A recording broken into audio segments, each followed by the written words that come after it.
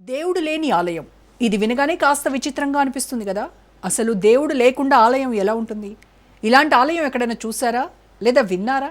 చాలామంది అది అసాధ్యం అంటారు. కానీ ఆ అసాధ్యమే నిజమయ్యే చోటు మన ఆంధ్రప్రదేశ్లోనే ఉంది. గండికోట పేరు వినగానే కొండలు, లోయలు, చరిత్ర గుర్తొస్తాయి. అక్కడికి వెళ్తే ఒక ఆలయం కనిపిస్తుంది, కానీ ఆ ఆలయంలో దైవం ఉండదు. ఇంకా ఆశ్చర్యం ఏంటంటే ఆ ఆలయం నుంచి దాదాపు 50 కిలోమీటర్ల దూరంలో ఉన్న మైదుకూరులో ఆ ఆలయంలో ఉండాల్సిన దైవాన్ని అక్కడ చూడొచ్చు. ఇది ఎలా జరిగింది? దీని వెనకున్న కథ ఏంటి? ఇంతకీ దేవుడు ఆలయం వదిలి ఎందుకు వెళ్ళాడు?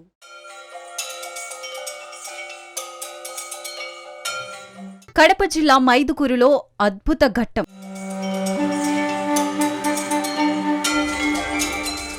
దేవుడు ఒకచోట, దేవాలయం మరొక చోట.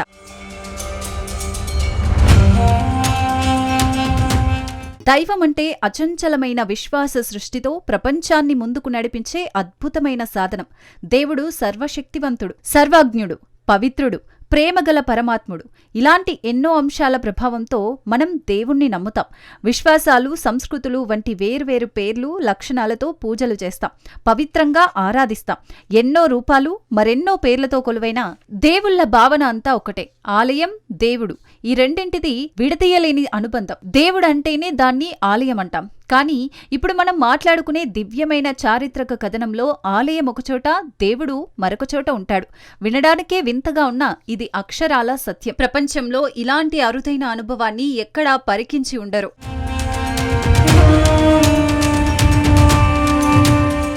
ఉమ్మడి కడప జిల్లా మైదుకూరు నియోజకవర్గ పరిధిలోని 16 గ్రామాలకు ఒక్కడే దేవుడు. ఆ దేవుడే శ్రీ లక్ష్మీ మాధవరాయుడు. ఈ మాధవుడి కోవెలలో ఇలవైకుంఠంగా వర్ధిల్లుతున్న మైదుకూరు సీమ నడిబొడ్డున ఉంటూ ఖ్యాతిగాంచింది. ఇక్కడి దేవదేవుడిని స్ఫూరించి, స్మరించి వేడుకుంటే కోరుకున్న మనోవాంఛలు సిద్ధిస్తాయని భక్తుల నమ్మకం. అందుకే ఇక్కడి చాలా మంది పేర్లు కూడా మాధవ్, మాదన్న, మాధవరాయుడు అనే ఉంటాయి. ఇదొక అందమైన కోట, ప్రపంచ ప్రఖ్యాతిగాంచిన అరుదైన ఫోర్ట్, దేశం గర్వించదగ్గ పర్యాటక కేంద్రం. అమెరికా కంటే ఘనంగా ఇక్కడ గ్రాండ్ కన్యన్ ఉంటుంది. ఎన్నో చారిత్రక కట్టడాలు, భారతీయ సంస్కృతులు ఉట్టిపడే రీతిలో శిల్పకళా నైపుణ్యం ఇక్కడ నిలవై ఉంటుంది. అన్నింటికన్నా ముఖ్యంగా చెప్పుకోవాల్సిన అంశం ఇక్కడి మాధవరాయ స్వామివారి ఆలయం. 11వ శతాబ్దంలో ఈ అందమైన గండికోటకు కాకరాజు పునాదులు వేసినట్లుగా చరిత్ర చెబుతోంది. కాలక్రమంలో 16వ శతాబ్దం నాటి రోజుల్లో పెమ్మసాని రామలింగనాయుడు ఈ కోటలో మాధవరాయ స్వామి ఆలయాన్ని నిర్మించారు. అప్పటి మహారాజు, మహారాణి మొదటి పూజలతోనే ఈ ఆలయ తలుపులు తెరుచుకునేవి. అలాంటి వైభవాలతో స్వామివారు భక్తజన సందర్శనతో నిండిపోయేది. రాజ్యం సైతం స్వామివారి చల్లని చూపుతో ఫరిడవిల్లేది. అలా వైభవాన్ని విస్తృతం చేసుకునే సమయంలో ఓ దుర్మార్గం అక్కడ దరిచేరింది. 1652లో గోల్కొండ నవాబు కుతుబ్ షాహీ సైన్యాధికారి మీర్ జుమ్లా కోటపై కన్నేశాడు. గండికోటపై దాడి జరుగుతుందనే సమాచారాన్ని వేగుల ద్వారా ముందే తెలుసుకున్న అప్పటి పాలకులు పవిత్ర దైవమైన మాధవరాయుడికి ఎలాంటి అపప్రదను దరిచేయనీయవద్దని స్వామివారిని రహస్య మార్గం ద్వారా అప్పటి మాండవ్య అటవీ ప్రాంతమైన ఇప్పటి మైదుకూరులోని పాత బావిలో దాచిపెట్టినట్టు చారిత్రక శాసనాలు నేటికీ కనిపిస్తాయి.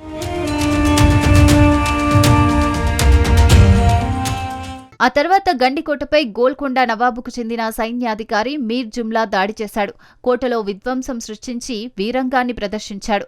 మాధవరాయ స్వామి ఆలయంపై దాడికి దిగాడు. అప్పటికే స్వామివారు అక్కడి నుంచి తరలివెళ్లి సురక్షితంగా మైదుకూరు ప్రాంతంలోని పెద్ద బావిలో ఉండిపోయారు.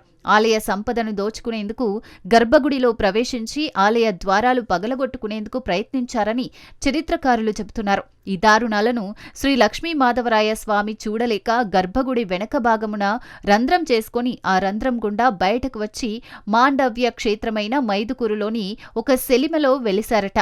ఆ సెలిమే ఇప్పుడు మైదుకూరులోని పాత ఊరులోని పెద్ద బావి. ఈ సొరంగ మార్గం గండికోట దుర్గం నుంచి మైదుకూరు పెద్ద బావి వరకు ఇప్పటికీ ఉంది. నాటి నుంచి మైదుకూరులో శ్రీ లక్ష్మీ మాధవుడు భక్తుల పూజలు అందుకుంటున్నాడు. అయితే ఈ ఆలయానికి మరో చరిత్ర కూడా ఉంది. అదేమిటంటే, నవాబుల కాలంలో హిందువుల ఆలయాలపై విధ్వంసం చేసే క్రమంలో ఆలయంలో హింసను ప్రేరేపించడంతో పాటు నానా రకాలుగా హింసించి సర్వం దోపిడీ చేసి అత్యాచారాలు చేయసాగారని చరిత్రను బట్టి తెలుస్తోంది.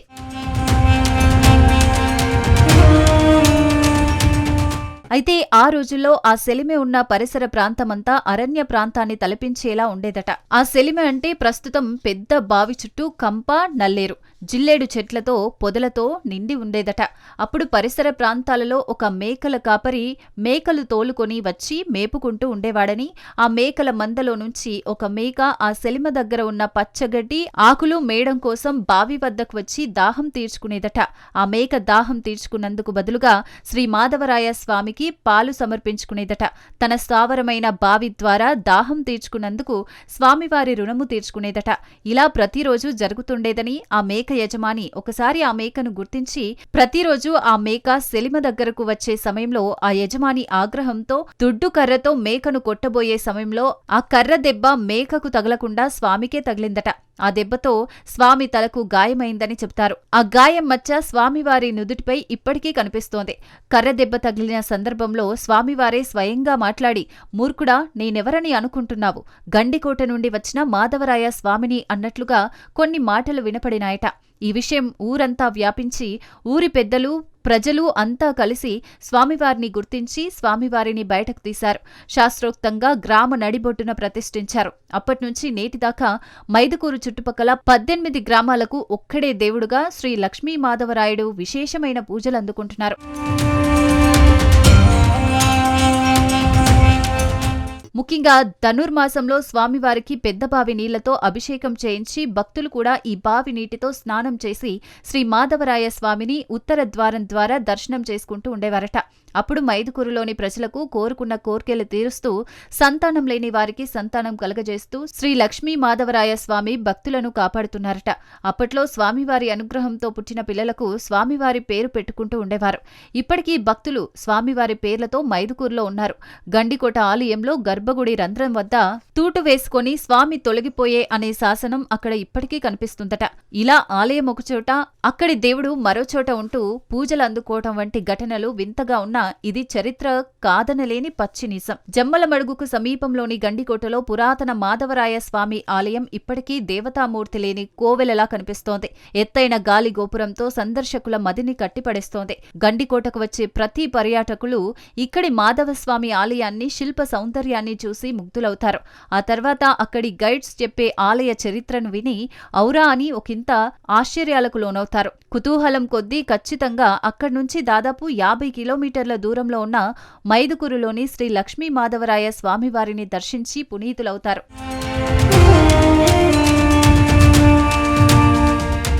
ప్రపంచంలో ఎన్నో వింతలు, విశేషాలు ఉండొచ్చు కానీ చారిత్రక వైభవానికి పుట్టిల్లు మాత్రం కడపగానే చెప్పుకోవచ్చు. దేవదేవుడైన శ్రీవారికి తొలి గడప దేవుని కడప. కాలజ్ఞాని శ్రీ వీరబ్రహ్మేంద్ర స్వామి జీవ సమాధి ఈ గడ్డపైనే. పదకవితలతో శ్రీనివాసుడిని ప్రసన్నం చేసుకున్న అన్నమాచార్యుల వారు పుట్టింది ఈ పుణ్యస్థలిలో. హనుమంతుడు లేని అరుదైన ఒంటిమిట్ట కోదండ రామాలయం సైతం కడప సిగలోనే ఉంది. కంటిని శివార్పణం చేసి భక్త కన్నప్ప కూడా ఈ మట్టిపై నడయాడినవాడే. ఇలా చెప్పుకుంటూ పోతే ఎన్నో మధురాతి మధుర జ్ఞాపకాలు, అరుదైన చారిత్రక పురాణాల వైభవం కడప ఘనతకు సాక్ష్యంగా నిలుస్తుంది. అదే గడ్డపై ఉద్భవించిన మరో అరుదైన దేవుడే మాధవరాయుడు. ఎప్పుడైనా మీరు గండికోటకు వస్తే అక్కడ దేవుడు లేని ఆలయాన్ని దర్శించండి. ఎవరినీ అడగకుండానే నేరుగా మైదుకూరులోని శ్రీ స్వామివారిని దర్శించండి. మనోవాంఛ సిద్ధిస్తాయి. చరిత్రకు సంబంధించిన ఎన్నో జ్ఞాపకాలతో మీ అంతరంగాలు అద్భుతమవుతాయి.